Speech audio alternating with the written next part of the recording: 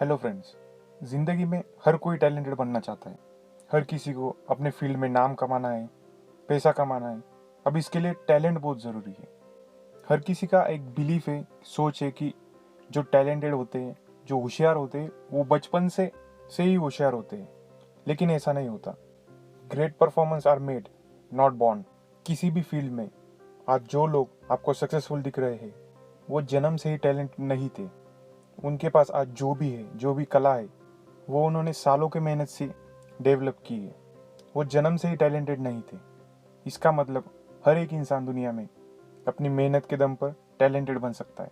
For example, अगर कोई इंसान आपसे अच्छी गाड़ी चला रहा है, उसकी ड्राइविंग आपसे बहुत बेहतर है, इसका मतलब ये नहीं कि वो टैलेंटेड है। इसका मतलब ये है कि उसने प्रैक्टिस के ज़रिए गाड़ी चलाने का स्किल डेवलप किया है, जिसके लिए उसको बहुत सारी प्रैक्टिस करनी पड़ी, बहुत सारा वक्त देना पड़ा। अगर आप भी गाड़ी चलाने की प्रैक्टिस करें, उसके लिए वक्त निकालें, तो आप भी उस व्यक्ति की तरह ड्राइविंग कर सकते हैं।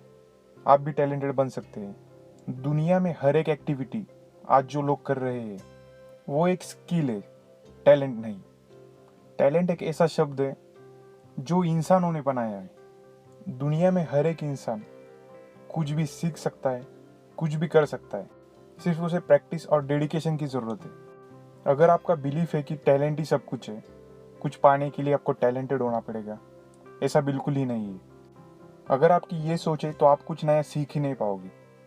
प्रैक्टिस और डेडिकेशन से अगर कोई इंसान कोई कला सीख जाता है और उसको काफ़ी बेहतरीन तरीके से उस कला को रिप्रेजेंट कर सकता है, तो लोग उसे टैलेंटेड कहते हैं। कोई एक्टिविटी चाहे कितनी भी मुश्किल हो, अगर आप उसकी प्रैक्टिस करो, डेली उसकी प्रैक्टिस करो डेडिकेशन के साथ, तो आप अपने आप ही टैलेंटेड बन जाओगे। जितनी प्रैक्टिस आप उतनी बार अपनी गलतियां सुधारोगे। सिर्फ प्रैक्टिस ही एक ऐसा जरिया है जिसकी मदद से आप किसी भी एक्टिविटी को बड़ी आसानी से कर सकते हो। जब हम किसी एक्टिविटी को बार बार दोहराते हैं, तो हम अपने आप ही टैलेंटेड बन जाते हैं। इस दुनिया में कोई भी इंसान टैलेंट के साथ जन्म नहीं लेता। ये बस एक सोच है जिसकी वजह से लोगों ने आत्मविश्वास खो दिया है। एक बात हमेशा याद रखो, geniuses are made, not born. किसी भी फील्ड में अगर कोई जीनियस है, वो प्रैक्टिस की वजह से है, और हम उन्हें टैलेंटेड कहते हैं।